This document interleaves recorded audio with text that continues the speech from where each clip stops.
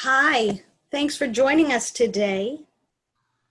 I'm Kelly Sicat, the director of the Lucas Artist Program at the Montalvo Art Center. And this is going to be our very first live open access. It's part of our Lonesome exhibition. And as COVID took hold of the country, the nation, the world, Montalvo did what most all organizations needed to do, and we retracted. And we went into a place of reflection. We closed our Lucas Artist Residency Program. And when I think about loneliness and social isolation, I think the thing I'm missing most is the community of artists that were close to us and sharing their voices and their perspective with us on a daily basis. Lonesome is an exhibition made up of 6 individual artists, includes Chloe Bass, Allison Provax, Susan O'Malley, Modesto Covarrubias, and Jane Ching Mi. And it's within 24 sites around the Bay Area. We're on billboards, bus shelters, at the San Jose Quilt and Textile Museum, as well as on the grounds of the Montalvo Art Center. The beauty about Montalvo is it's a public park, and it's been able to stay open for the people of San Francisco Bay Area throughout this pandemic. We also find ourselves in a double pandemic at this moment. And so when I was speaking with Leena Joshi about the idea of poetry reading that would respond to their work, it felt important that we found a way to address what's happening socially in the world today and how we take that on. So I'm delighted at the panel of poets, artists, food workers, performers that Leena has put together. To my surprise, these are 3 artists who know each other very little, are just meeting and forming connection in this moment. And I think that's part of what I love about our table in the Lucas Artist Program is it brings people together. And so that is happening here virtually in this moment. So I'm going to just set a couple of ground rules. What we're going to do today is have 3 readings, 1 by each of our artists. And after that, we're going to go to Q&A, and we're going to look at having a conversation around connection, conversation around what possibly the role of poetry is in this moment, bringing us together, allowing a room for ambiguity, allowing room for question, allowing room for contemplation. And we're going to try and stick to an hour. I have Nathan Zanon, my colleague, on the line with us. He's going to help manage our audience, our Q&A. You're welcome to type in your question to be asked later, and or to raise your hand at the end of the reading, and we'll try and call on you live. For Nathan and I, this is our first journey on our own in the world of Zoom in a public space. So we're happy to have you all here with us. So Leena Joshi, now living in Portland, Oregon, and they participated in Lonesome with a beautiful poem. And if you haven't seen it, you can find it on the website, or you can call to hear a full reading of the poem to 408-777-2101. Leena's work explores the lateral roots of affect, gender, sexuality, and labor through interdisciplinary configurations, including text, video, performance, and objects. Their current projects consider materiality and desire within the digital as protective, productive measures of minoritarian people. Leena's written works and poetry can be found in The Felt, SF MoMA's Open Space, Monday, the Jacob Lawrence Gallery Journal, Tagwerk, La Norda Specialo, Poor Claudia, and Blue Stockings Magazine, among others. They earned their Bachelor in Creative Writing from the University of Washington, Seattle, and a Master's of Fine Arts from the University of California, Berkeley. Leena is our emerging artist within the exhibition, and I'm thrilled to have them in the project. Leena actually was an artist in a project in the spring of 2018 entitled Alone. It was a public art project that happened throughout the city of Seattle. It also looked at loneliness in an urban landscape, and it was the inspiration, as well as the curators who created that project. Vignettes were our, mind share and really a big support for this project. It's nice to have you, Leena. Imani Elizabeth Jackson is coming to us from Providence, Rhode Island. She's a poet making use of text, performance, and food. Her writing appears in Flag and Void, Hold, Triple Canopy, Apogee, and elsewhere. She's been an artist in resident at F for F, Antenna Paper Machine, with S&D Henry Smith, and Acre. Imani is also a member of the Poetry Project's editorial collective and co-organizes the Chicago Book Art Fair. Imani, like Montalvo, like everybody, is trying to figure out just how the Chicago Book Art Fair is going to happen this year. She's currently an MFA candidate in literary arts at Brown University. And then we have Tatiana coming to us from the Bay Area. San Francisco? San Francisco area. Tatiana Luboviski-Acosta is an artist, poet, cook, a birth worker, and food and reproductive justice activist. They're author of The Easy Body, published by Timeless Infinite Light in 2017, a book-length poem that grew out of their research on the role of reproductive labor in Latin American revolutionary movements, their own matrilineal history, and their experiences navigating reproductive health care in the United States as a queer person of color. Tatiana grew up in what is now called Mexico and in Cajamongan, Tonva land, which I understand is the Highland Park area of Los Angeles, and now lives in Yalamu, Ohlone territory, in a rent-controlled apartment a few blocks away from where her mother entered this realm. I'm delighted to have you here today. I'm going to turn it to Leena, who will read first. Hi, everyone. Kelly, thank you for reading our bios and introducing us. Nathan, thanks for doing tech stuff. I just wanted to, before I start, say yes, thanks to Montalvo for putting us on and for paying artists during this time, and also for having, giving us a platform to do our first, at least I should say my first, public reading in a long time. So I feel sort of out of step a little bit, but I'm happy that I think probably a lot of people I haven't seen in a long time might be here, and I still can't see you, but it's fun that you can see me. So thanks for oh, someone just said, hey, Magna, we see you. Thanks for coming.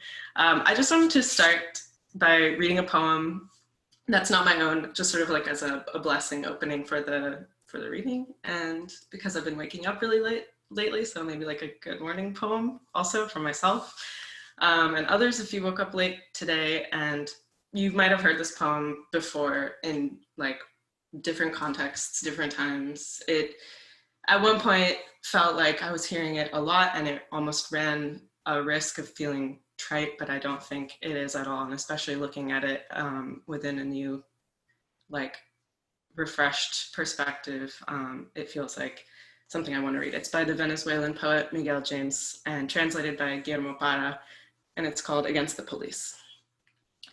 My entire oeuvre is against the police. If I write a love poem, it's against the police. And if I sing the nakedness of bodies, I sing against the police. And if I make this earth a metaphor, I make a metaphor against the police. If I speak wildly in my poems, I speak against the police. And if I manage to create a poem, it's against the police. If I haven't written a single word, a verse, a stanza, that isn't against the police. All my prose is against the police. My entire oeuvre, including this poem, my whole oeuvre is against the police. So good morning. Okay, I'm gonna start my own now. This first one is called Lifespan of an Edge.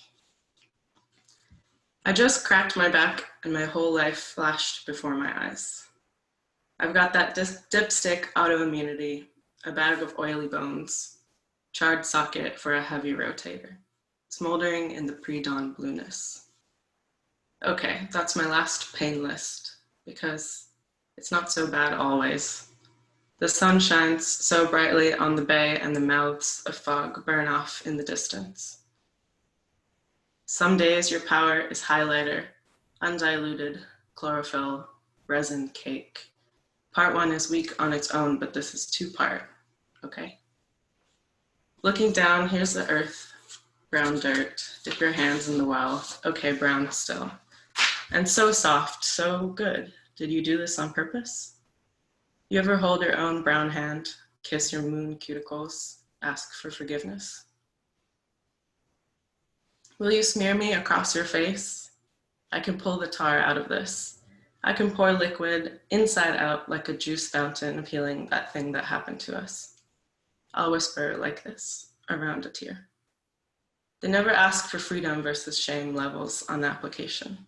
They're always telling us how ghost stories don't belong in the museum. All of this is neither tantrum nor a mesh. It's not rivalry or a checkerboard picnic blanket. It's not America as we know it, because what and who? What and whose flesh? Time to fold up, get ugly and ecstatic, rub everything with shoe shine just to be a stain, otherwise known as the last point of reference. This next one is called Test Site for Antithesis.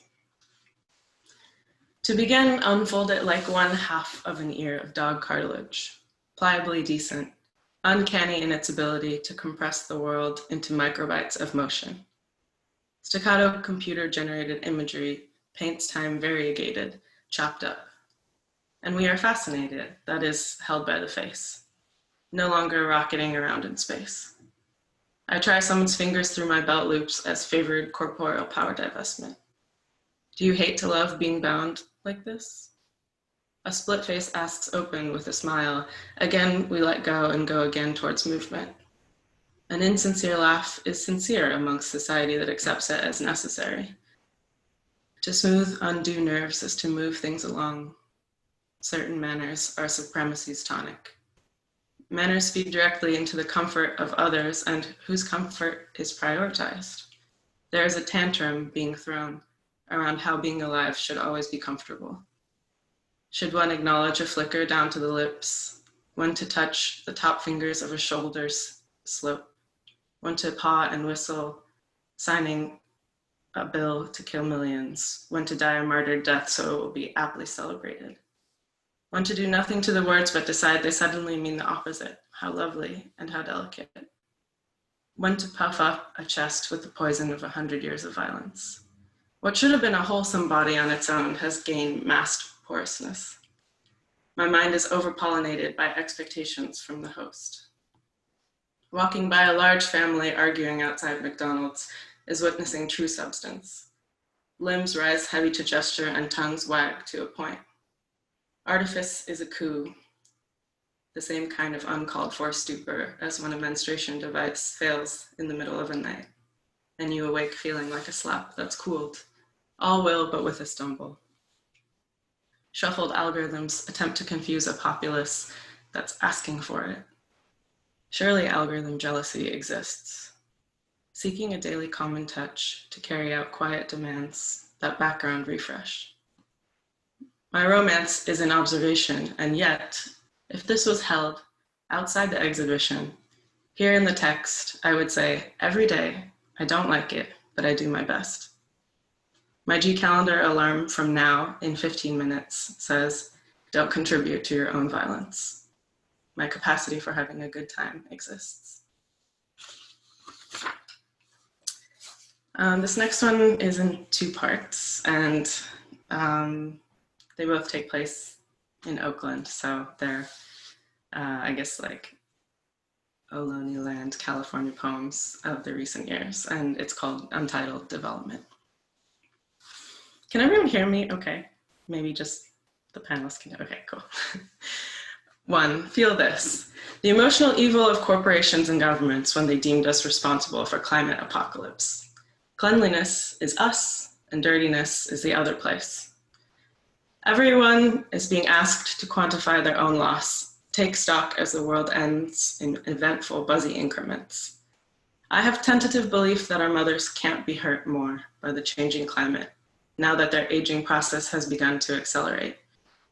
But there's still the fear of affected cell splitting, a worry in how little I know of my grandparents' lungs, the unknowability of linings in alternate visceral landscapes. Here's the race.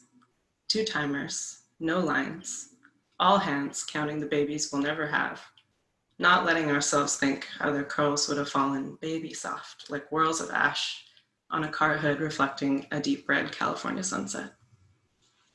2. I'm in Emeryville thinking about the shell mound this mall was built upon, flicking seeds through my teeth at every easy shopper. You think I belong here? If not for fist fighting my demons, I would be nonviolent.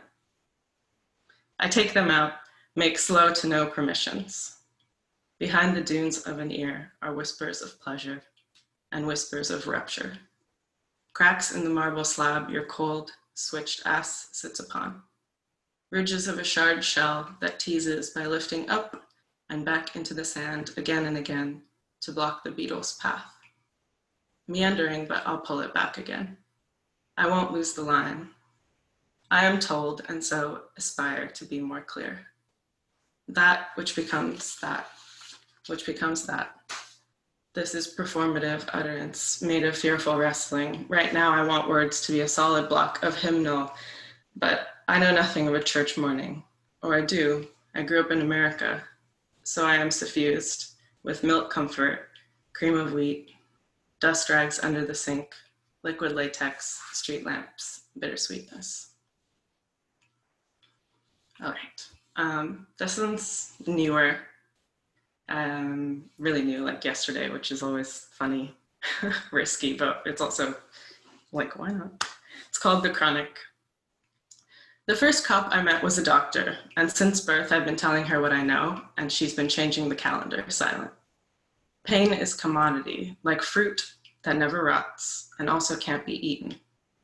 In the company of pain, we plan to destroy metaphor, like fruit that stands for nothing and has no function. I pause by the windowsill, though you will never know for how long.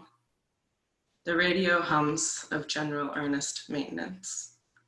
The pain gets understood, not by the body seen by the spirit, but from the windowsill of the spirit that sees. We become unhaunted by memory of better. Instead, a chorus, time pass, unripe, top 40. Radio says, if you do hurt me, why do I feel so free? And why do I always wake up in your company? And why am I pretending not having you to hurt? Okay, the next 2 are short. They're called ragas, which are like Indian classical songs that are normally quite long, but these are short instead. Raga 1. I accidentally typed Amazon instead of Seattle in a text and fell apart screaming, like a screaming dot at the end of a sentence. Bye-bye to this port only, memory from here on. The shoals at Point Lobos cut me loose, as did Wonder Valley's emptiest basketball court. Now I'm unafraid of love, as I'm unafraid of dying. That is, I'm very nervous. Their inevitability, a silk fog around my organs. Raga 2. It is all at odds in the long spell. You are in love and also a wobble. Over a slow water bead type beat, you tell your lover, I'm boiling. We eat sockeye off linen, wear press on scales.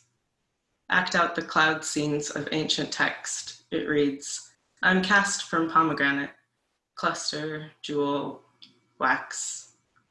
I'm a single motion repeated in the salt room heated by sleep. This year, ellipses are revealed as contentment sounds. A hush wards off the sad returns, bent cedar griefs, whatever being.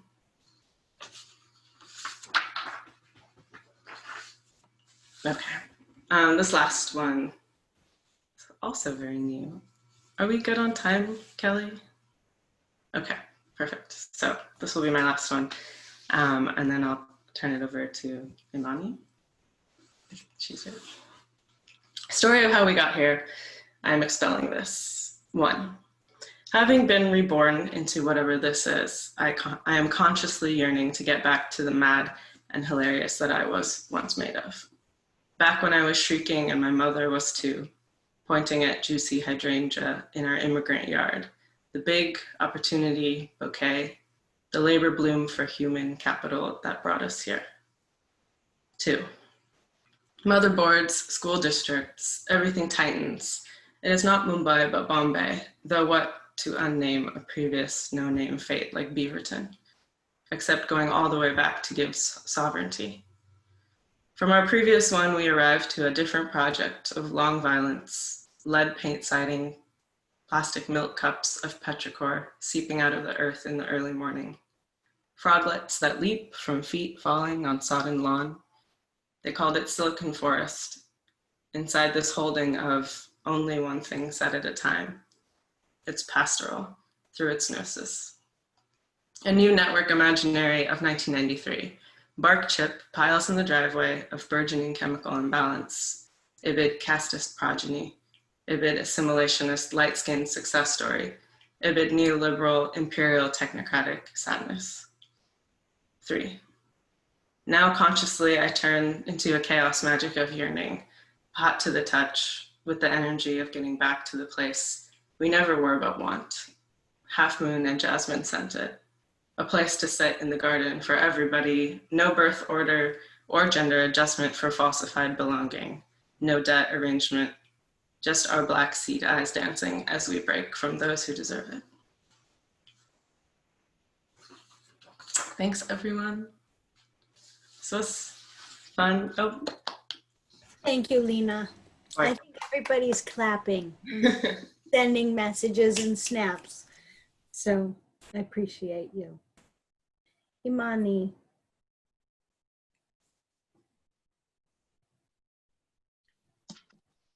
Hello, everyone. Can you hear me okay? That's good. All right. Thank you so much, Leena, for inviting me to read with you. It's really exciting and just a joy to get to know you a little bit better through this and to meet Tatiana through this. Really, really appreciative. And thank you, Kelly, for hosting today as well.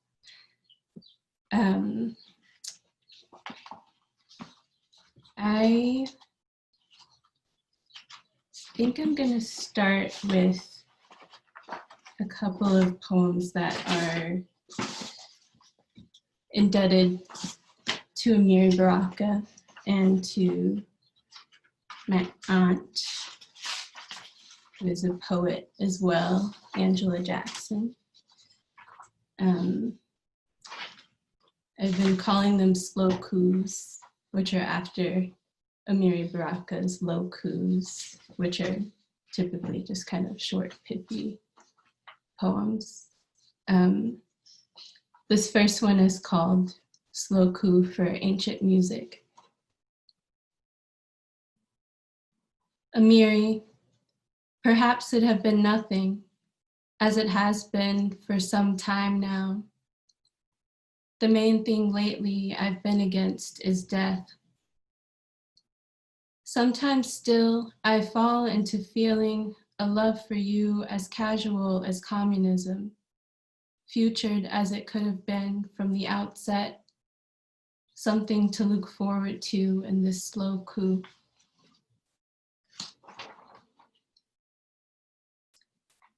Slow coup for tender arrivals. A being I like, you, unincarnate but fleshed out in the explaining of things.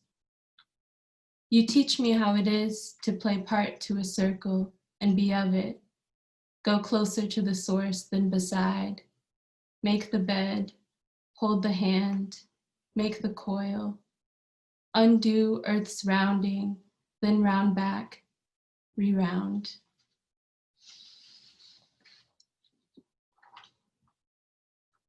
Slow coup for mules and women. I take off my soaked quilt, which has loved me into feeling that I could see you and you me, doll, as you look for our collective turning. It makes a steady rumble and seep. I have walked on blue-black water down Mississippi River Street and thought of what needs burning or breaking, like the knees on our necks.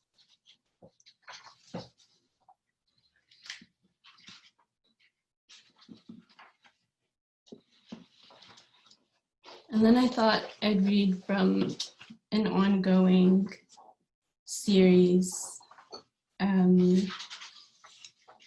that I can't really figure out the point of, but it's called Negromancies. None of the individual poems have names, so they might just kind of bleed into each other.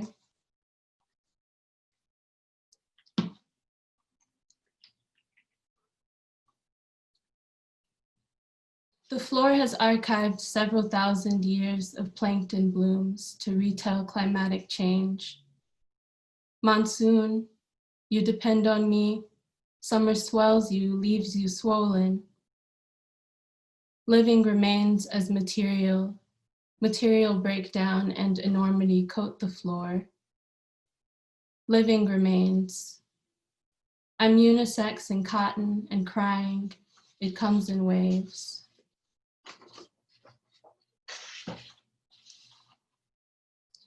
I stepped my foot in the Mediterranean, and the sea thrashed about me. I stepped out onto a rock. I cut my foot, and it was a blood oath. The others were stung by jellies or corals or something, I don't know. We could not see far past the surface, and so they were stung. A vengeance of the sea. The others stepped their feet from the sea, and I saw their blistered legs. I saw their legs welted and stinging. The sea wanted skin, a vengeance. I saw their legs. Underfoot, I was cut. The crag took my blood and carried it to the sea. The sea, my blood made me a brother. And then there were the ships. The air does not attend to the bodies in the hold. The held breath, I can't breathe, and 3 people suffocated in prison one weekend, 50 in the hold of a ship. The lungs and bodies exhausted, the held breath. We are now living, we dead, our breath still held, our bodies are still. The only certainties, we living, the rivers, the seas, more likely to die are we.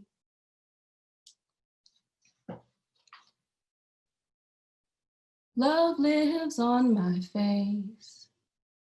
Love lives on my face. Love lives on my face. Lives on my face. Moving as you were towards and towards algal blooms of nothing. The rapid color release, transposing conditions of all fish of the land, which is a flower, hoping to return and back again, moving, moving again, advancing the marine flow.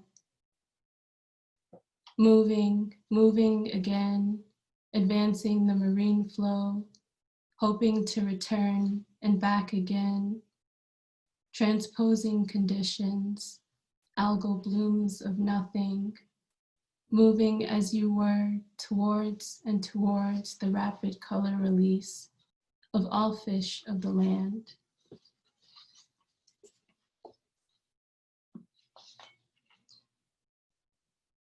Big croon, little croon, my friend, my mother's friend, running alongside me from the other side of the call, unsure of my shape and my own becoming. Hold that, bend that, pull, then grab the grass which grows away anytime it's touched. Since then, I've been troubled by this pull. In the privacy of sleep, a pull. Hair makes alternate choices. Big inverted C, extinction of a flower. I folded you in, you. How am I on time? Am I okay? You've got 5 minutes or so.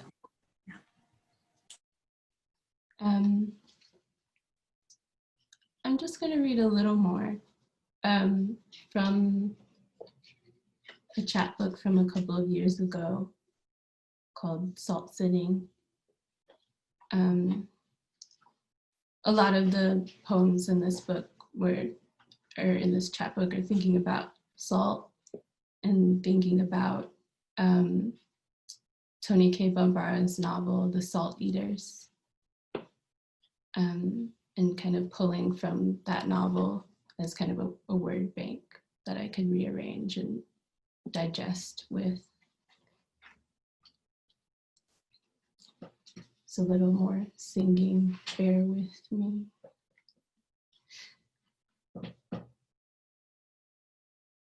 Pink, you just like noise. Sweet pink, this little light of yours. Sweet glow orange and sweat the mineral from in. Glow orange and sweat the mineral.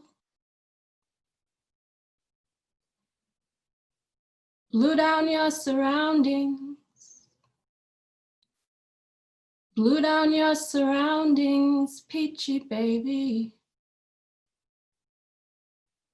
Blue down your surroundings, peachy baby, but unblue me, ease my breath.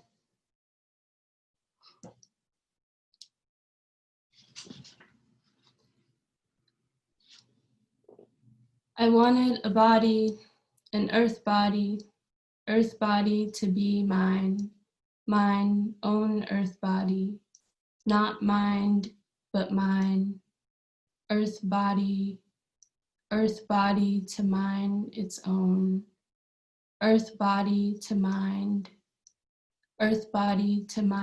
its own business. I wanted an earth body to cure and be cured. Sean says the Afrofuture isn't shiny. It's a garden and a soft bed. It will be a seabed, an old thing, ancient. It is a seabed, dried up and hardened, a hard thing set to soften. Sweetheart, I wanted to be well. Let's hinge together some etymologies into cognates. Saunier, salt worker, one who gathers salt, a vendor of salt, from the French, from the Latin, salinarius. Sauna, earth pit most literally, from the Finnish, from the Proto-Germanic sakna. A well is an earth pit too. I want so much to be well.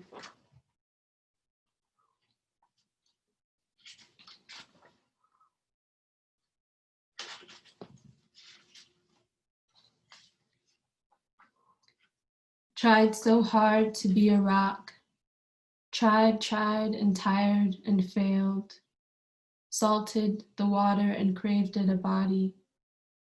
So much salt in there, the water stopped wanting, but I kept wanting, but no crystal wouldn't form.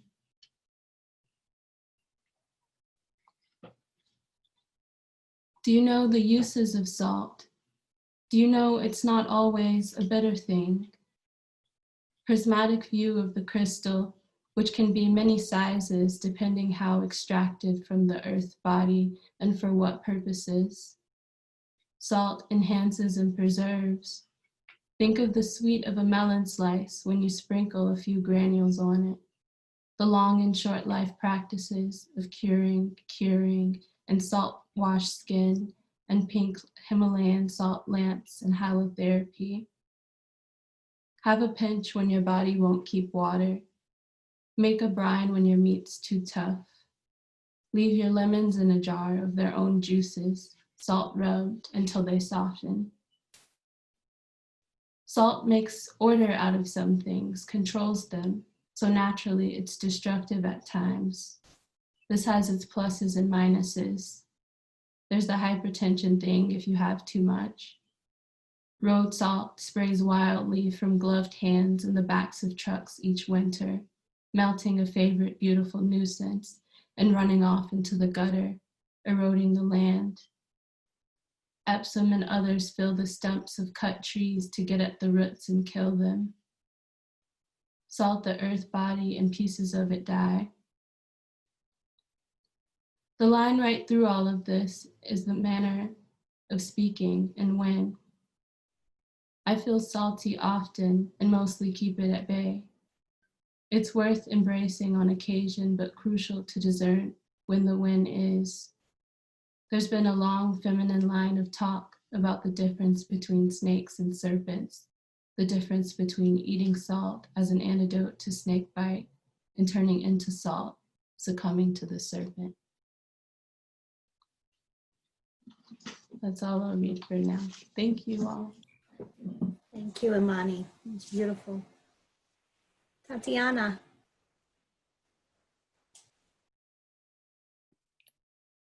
Hi. That was really, really beautiful, Imani. Thank you. I wanted to thank Leena too for reaching out and inviting me. It's like very wonderful to share space with the two of you. And we're so far apart geographically right now, so it's kind of amazing, this flattening of time and space. And thank you, Kelly, for hosting this. I'm just gonna get right to it. This is a poem called Nunca Muero.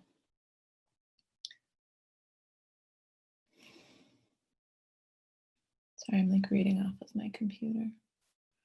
It's like the Zoom era form of reading off your phone at a reading. I am unsure of when loving you became such an act of war. The barren woman, the lullaby, and the unruly daughter formed a coalition of evening and morning star holding hands. You can't see me if you don't recognize my violence. Voice cuts the skin, the words come along, and I will be alone. Can you remember when your name was my language, your embrace was my country? This was before the pressure of life lived under a name like a bitter sea while standing on the hollow of the moon's belly, before becoming everything I had resisted. To live in what I thought was love, I wore this performance like a glove. I wore it for you.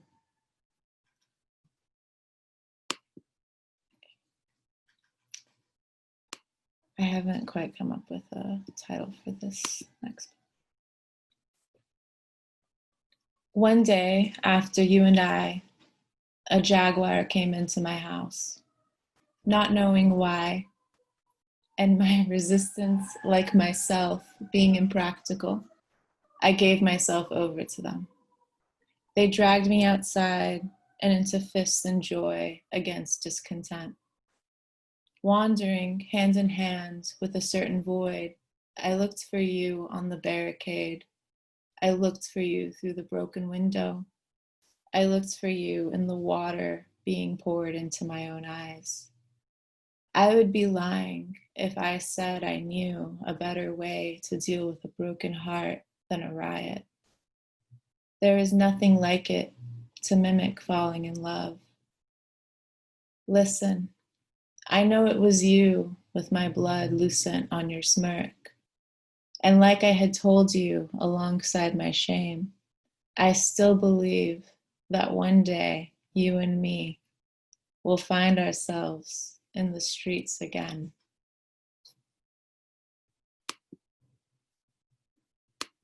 This is a song. This is a poem called The Process. In Argentina, during what was now known as the Dirty War, the government actually called it the process of reorganization, the process of national reorganization, mainly because it was seen as this means of purging Argentine society of unwanted people who were mainly people of indigenous descent and leftists. In Latin America, it's very common for anti-leftism to be associated with anti-indigeneity, which is why, like, I don't know if a few of you have ever experienced this, but being told that Marxism is this white colonial import, and how actually that's like a very dangerous way of thinking about it. And that's something that has come up repeatedly in various parts of my life, but it's very dangerous and fundamentally untrue. Yeah, in any case. The process. We didn't trust the process during our struggle for and defense of memory. They had respected our guns, but not us. Instead, we let the lakes and the land speak for us, their canción posible commandeering the waves through the radio equipment, hidden in the plaster shells of virgins and saints, reminding us of the crimes against our flesh. But just like that, we tumbled into the streets, the fields, against the walls and the floors. We were ready with aprons and braids and pots and pans and brooms and rags under feet. And of course, there was singing and laughing as windows were smashed and service was refused, and the once instruments of seduction were transformed into supports for autonomy, and whomever needed was supplied, and whomever had was redistributed, and love was in us, and love was in our work, and love was alive in our struggle.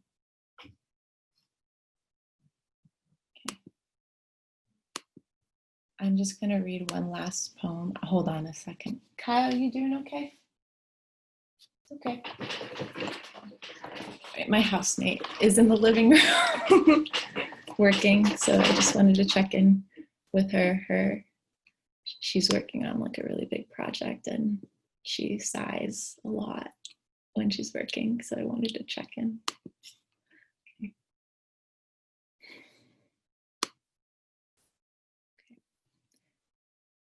Having found yourself escalated by yourself, all the girls lied about you. It was springtime there and they were busy, all bleeding from taut nuptial braids and full embroideries in the depths of patriarchy upheld by matriarchs, in the mania of performative virginity, deciding which among them would be the sacrifice. In a circle they stood, and I rode away from them towards the fire. That unholy moon of spinsters and widows, pink with failed love, swallowed the sky, finite and eternal. Having found herself escalated by herself, I don't care that the rapist head of state missed the time of miniskirts. To know you is to know true love, and to know true love is to take the streets. She is our friend, and she is fucking crazy. We grabbed at the carcass, shredding and discarding its flesh. singing the same songs, the same themes, in polyphony, voices, knives against the throats of unloving lovers. Be absent from this new birth, refuse this new language, make love in this hell of hells. I could fall in love with you, I said to this manifesto of that tendency treasured by the losers of the world.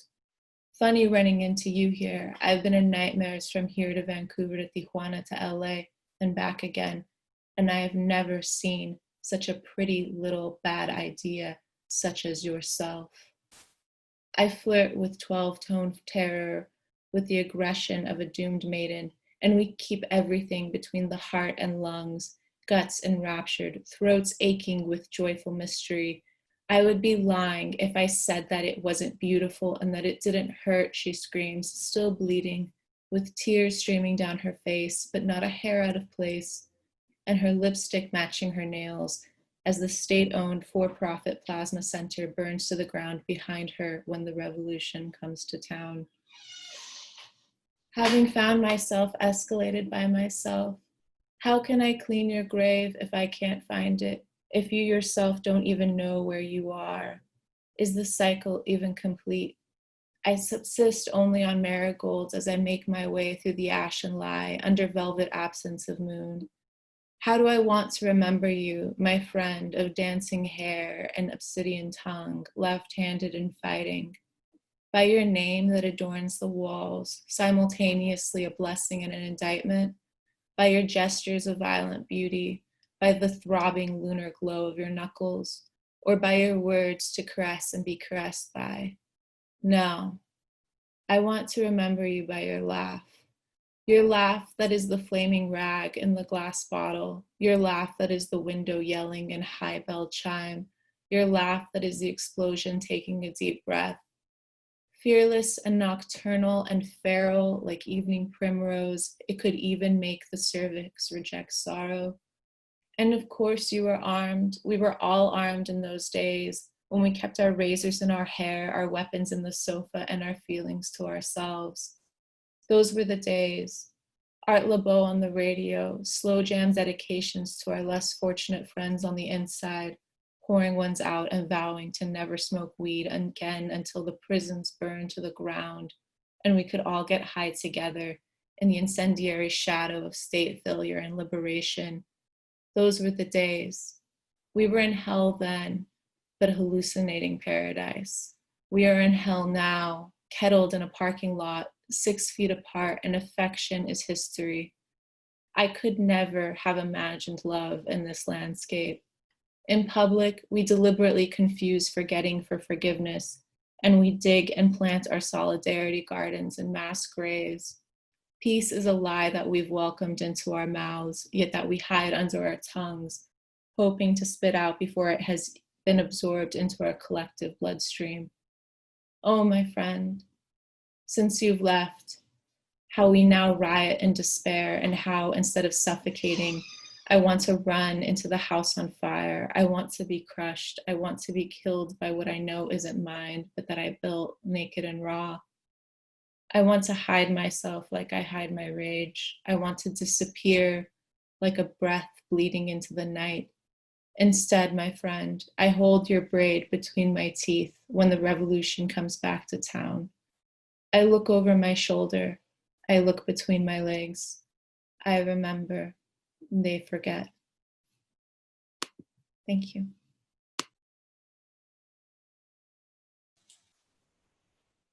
Thank you, Tatiana. Wow. Wow, wow, wow. I'm a little bit speechless how to follow it. We talked about poetry. We talked about connection. We've all talked about this moment of flattening time, but I have to say all three of you, kind of the knowledge and wisdom and passion and beauty and honesty that you bring to us today. I think this is lunchtime. This is fantastic. Thank you. Thank you, thank you, thank you, Leena. Maybe you can unmute yourselves, Imani and Leena, and join us. And I don't know if folks want to shift their view, and we can see if there's some questions from the audience. But I go back to this idea of this moment in time. I was on a Zoom yesterday, and they referred to it as a civic space. And it is a new kind of space. And being able to have such an intimate moment with each of you on my screen is pretty incredible. It's something that we don't get often. So I thank you again. Nathan, do we have any questions? Maybe we can just go to this kind of idea of poetry in this moment. And Leena said something to me as we were starting our conversation yesterday. Leena said something to all of us. There's a quick question. When did Tatiana write the last poem she read? It was beautiful. They. They. Yeah. My pronouns are they, them. I started writing it in 2018, I think. So in 2018, I was the Maza writer in residence at the San Francisco State University Poetry Center. And I had the amazing privilege of reading with Daisy Zamora, the Sandinista and poet. My family's Nicaragüense, so she was like in my head this goddess. And we had lunch at the beginning of my residency and talked about the importance of like friendship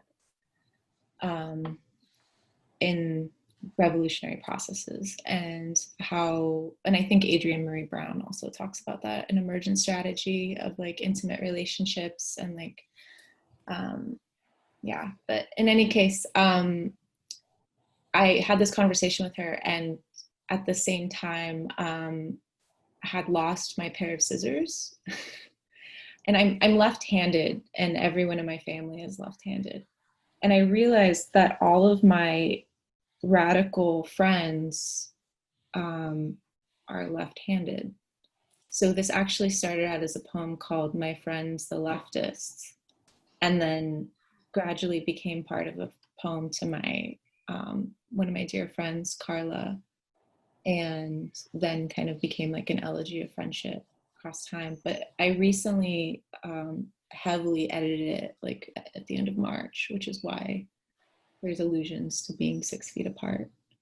So, sorry, that was a very roundabout way. But yeah, I wrote it over the process of like 2.5 years. Yeah, I feel like we were able to bear witness to a lot of works in process, works still sort of finding their full grounding. I want to go back to this idea of time, and maybe that's just a part of it, you know, how we find this voice in this moment, but this flattening of time and this ability to be in Providence, Portland, and the Bay Area all at once, and to have visitors here from all over with us. Do either of you want to try and sort of chew on the idea of poetry in this moment and the power of poetry in sort of connecting us at this time?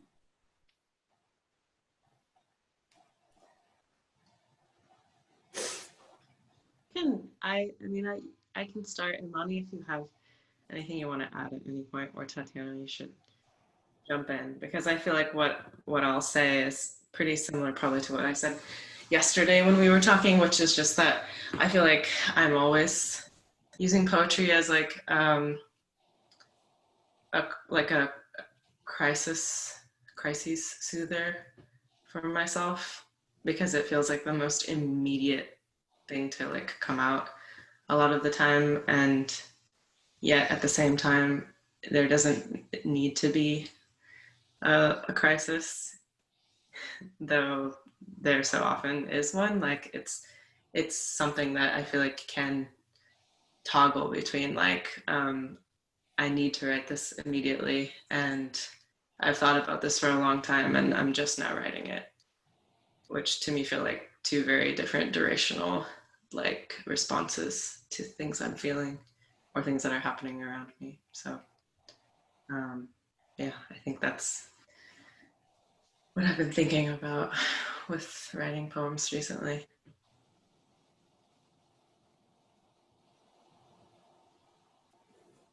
Can I ask you all kind of a related follow-up question?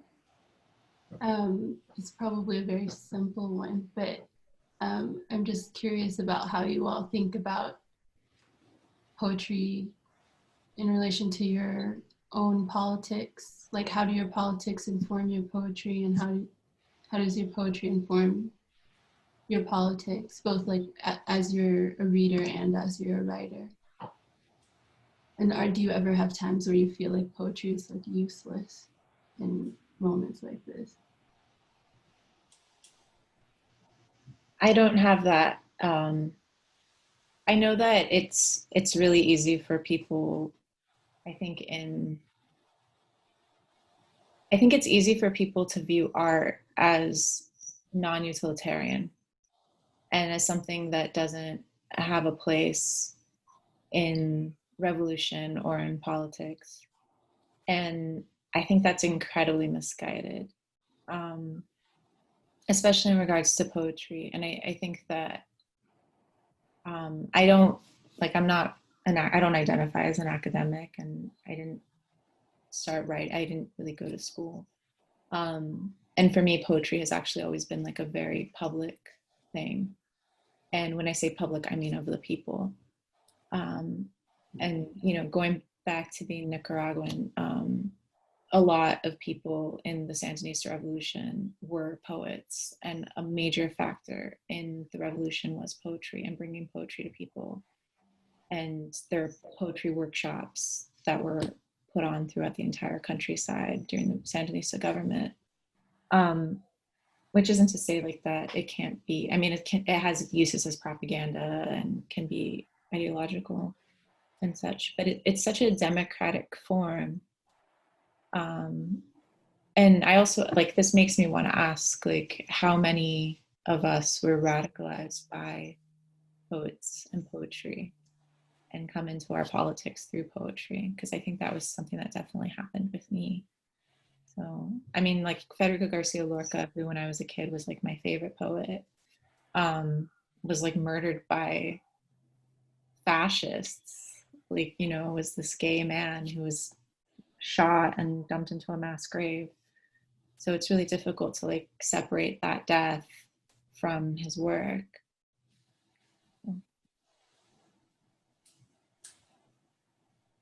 What about for you, Leena? Yeah, I definitely think that I feel like my politics and my poetry are the same thing a lot of the time, all of the time.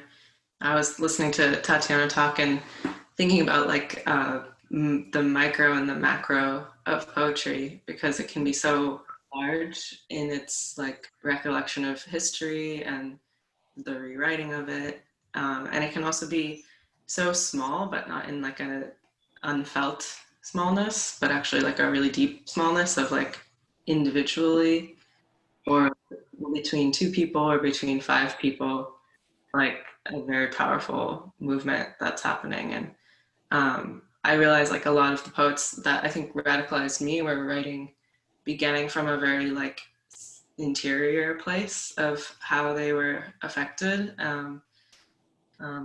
People like June Jordan and Lucille Clifton, whose birthdays are coming up. And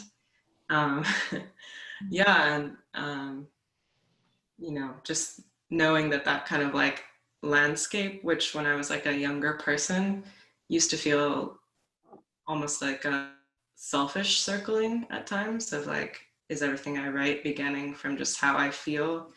And does it have a place in like a history or a lineage? But then getting older and realizing that that like is where all history and lineage begins, and how like large that can become when you start with what you know. What about you, Imani? Yeah, I definitely think poetry is a part of my life that's radicalized me in different ways. I was mentioning my aunt before, who in her younger years was pretty active in the Black Arts movement in Chicago. And yeah, just, I mean, being around her just as a person and not specifically as a poet taught me a lot about how to think of myself and to think about, yeah, just thinking about Blackness. And I'm becoming inarticulate right now. I had a thought. I was never someone who did slam, but I have often thought about the fact that slam and other forms of poetry, like in an oral tradition, are like oftentimes the very first place that a lot of people have for articulating political positions. Yeah. How important it is to safeguard those types of movements. And that's not how I came into writing. I think it partially really is like a coming into like a familial lineage with my aunt. But it's still been a place for me for like sharpening political orientations. And I think my work often gets read as like, I don't know, I think the politics can come off as like being very subtle or just aren't as like foregrounded, but I think because of the way I write, I'm able to see in other people's writing what the really deep, like implicit politics are. Yeah. Yeah. I think I like appreciate that so much about, I think this maybe what was what Kelly was mentioning earlier, like ambiguity, or just like poetry as like an original abstraction. Because you know what it means, maybe someone else knows what it means to them. And in the end, it's also just sound or singing or cadence. Yeah, I don't know where I was going with that, but just the multi, the kind of endless way to weave how you orient yourself in the world into what you write. And always know you have the option to change or to do something new or to try something different, which I think is sort of like integral to becoming. There was a comment from the audience and somebody quite dear to me who said, you know, she felt as though she just heard voices from the future. I think it's all layered within your words, where, you know, these are powerful voices, and the connection of the three of you in this moment, I feel quite blessed to have a doula to the right of me, to know that I could bring the three of you together in this way. There's a lot of power there. I thank you all. Yeah, thank you. Any last things that we want to touch on? And we can let our audience go. Yeah, I feel good. Yeah, I feel good too. It was really amazing sharing space with the two of you. Thanks for reading. Next time we will get you to Montalvo, we will get around a meal together. Share some food. That'll be nice. Yeah. Thank you very much. And Nathan, thank you for driving. Yeah, thank you, Nathan. All right. Bye, everyone. Bye. Thank you. Leena. See you hopefully soon.